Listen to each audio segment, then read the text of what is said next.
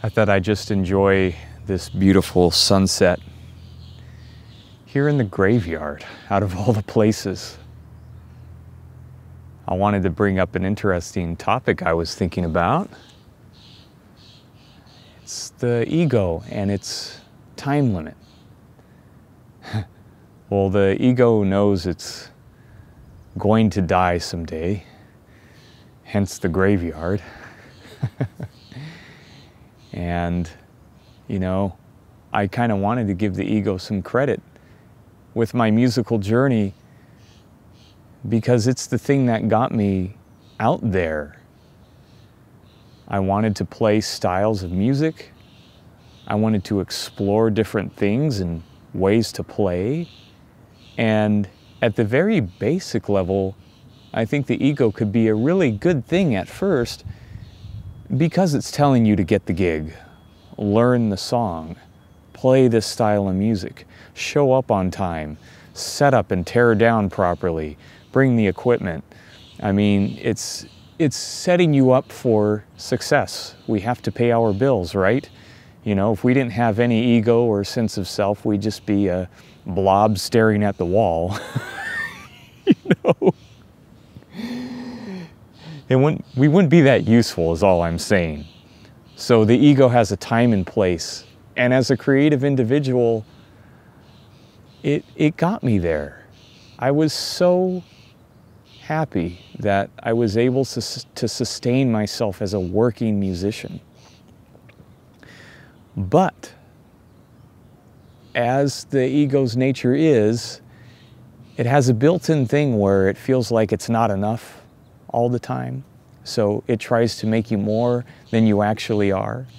And by the way, if you didn't know this, you're already complete here with your design.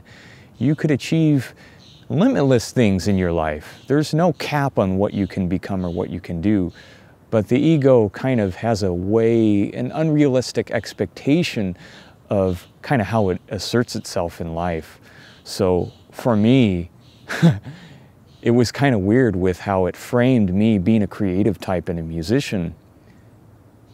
It gave me a narrative.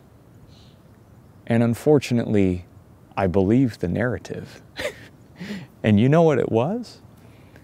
I was to be somebody who stayed indoors, practiced piano, and didn't socialize. I was to work hard and become better than others and actually show my parents that I can make a living. Now, there's nothing wrong with that, but the way it manifested with me and my identity and how my personality was, it became very isolating. You know, I led a life of somewhat isolation in periods of my life, you know, being more alone than I should have been, studying and thinking I needed to be better than others. You see how the ego distorts wanting to be better than others? There's no rhyme or reason to that. It really doesn't make sense. Why do you want to be better than somebody? You should be able to enjoy your craft and share it with others. That's the more wholesome, non-egoic view. But for me, I think everyone goes through this. There's a period of intense study, maybe. But then the ego amplifies it a little more than it should, and you become lonely, and you feel like you have to keep up this identity of this betterness. But you know what? There's one thing that the ego can't deny, and that it's not here forever. Just look what's behind me. It has to go at some point. And it knows this. It's fearful of that. And the way it kind of lets you know as a creative individual is it tries to rush you through life. Makes you fearful of other people who are better, that are around you. It wants you to survive, but in a very diluted, distorted way. So what I'm trying to tell you is this. Just use your ego till you don't need it anymore. If it could get you the gig, and it could get you a comfortable life. After that, not much else more is needed.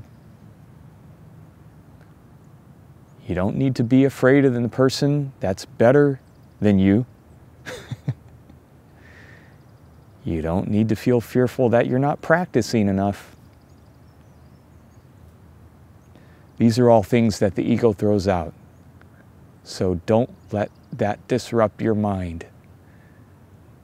Ego is a finite experience. It is not here forever.